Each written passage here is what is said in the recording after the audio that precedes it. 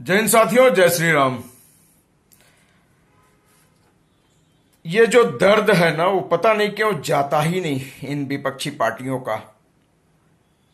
कई अलग अलग वजहों से अलग अलग साल में 1948 में, 65 में, 71 में, कारगिल में हमें पाकिस्तान के साथ उलझना पड़ा और हर बार हमने फतह हासिल की।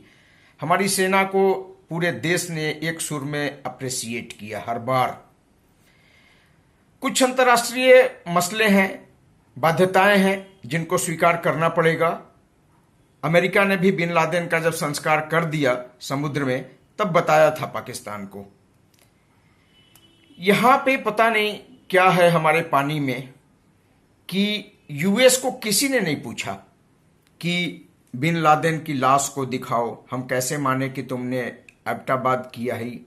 पर हमारे यहां ऐसा नहीं है और अभी फिलहाल पिछले 8-10 सालों से ये परंपरा कुछ ज्यादा ही चल पड़ा और इसमें विपक्षी पार्टियां तो कम, पर कुछ यूट्यूबर, भूतपूर्व पत्रकार यूट्यूबर बने, उनको ज्यादा परेशानी है। उनको इनफैक्ट भारत सरकार के हर बात से परेशानी है, पर्टिकुलरली 2014 के बाद।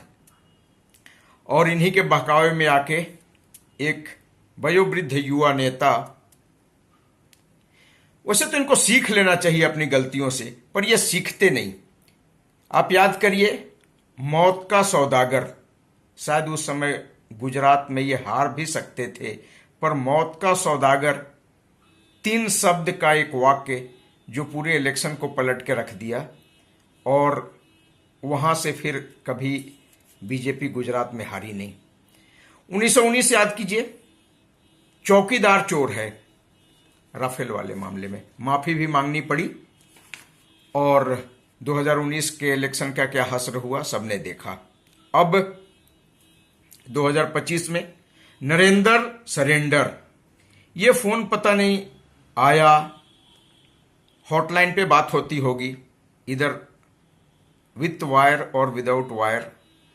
पता नहीं ये खबर कैसे इनको लगा, कब लगा, कौन वो खुफिया आदमी था जो इनको ये खबर बताया।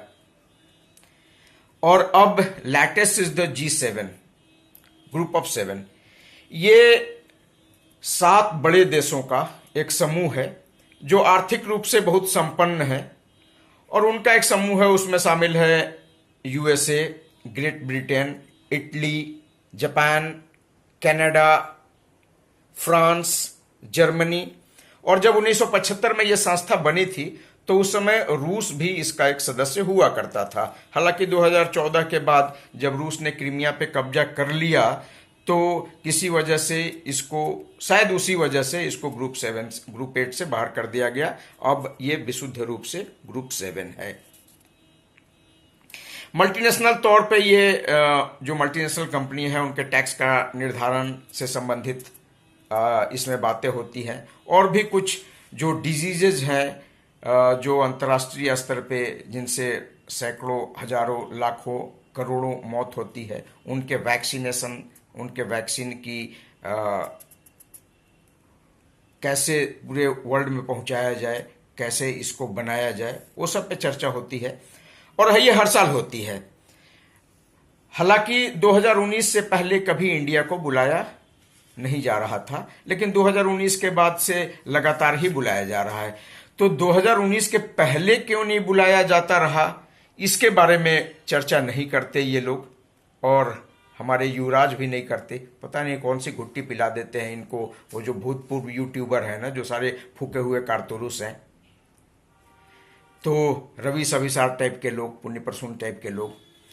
तो अब इन्होंने, इनके हाथ में एक और मसाला मिल गया, भारत को नहीं बुलाया। भारत का जो अंतर्राष्ट्रीय नीति है, जो विदेश नीति है, वो बहुत ही कमजोर है और पिछले कुछ दिनों से जैसे इनकी मुरादें पूरी हो गई थी मुंह मांगी, और ये बस इनको मौका चाहिए। अब होता भी यही है कि जब जब ये कोई मुद्दा उठाते हैं, इनका बम, वो जो चिटपुटिया बम होता है ना, जिसको बिहार में बोलते हैं, उसी की तरह धड़ाम हो जाता है। हर बार मुंह की खाते हैं, फिर भी ये बाज नहीं आएंगे अपने क्रियाकलाप से।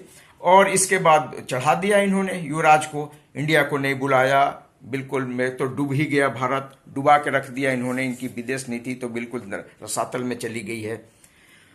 अब आज एक और खबर आ गई, हमेशा की तरह जैसे पेगासस के इशू पे हुआ था, जैसे राफेल के इशू पे हुआ था, जैसे हर बार ही होता है। आज फिर खबर आ गई कि कनाडा के प्रधानमंत्री ने भारत के प्रधानमंत्री से बात किया और 15 से 17 जून को जो बैठक होने वाली है G7 में, उन्होंने कनाडा के प्रधानमंत्री ने भारत के प्रधानमंत्री को पर्सनली न्योता दिया। अब इसके बाद ये क्या कहेंगे?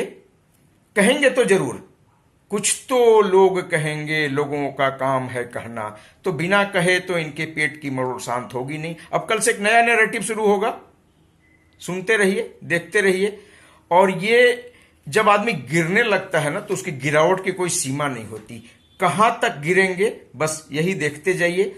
और जितना गिरेंगे, मुझे लग रहा है कि ये प्रजातंत्र के लिए ठीक नहीं है, पर इनकी यही नियति है। इसी तरह के नैरेटिव सेट करते रहेंगे, नैरेटिव इनके धराशायी होते रहेंगे, और फिर देखते हैं कल से क्या नैरेटिव चालू होता है। धन्यवाद साथियों, गुड नाइट, जय हिंद, जय श्री राम।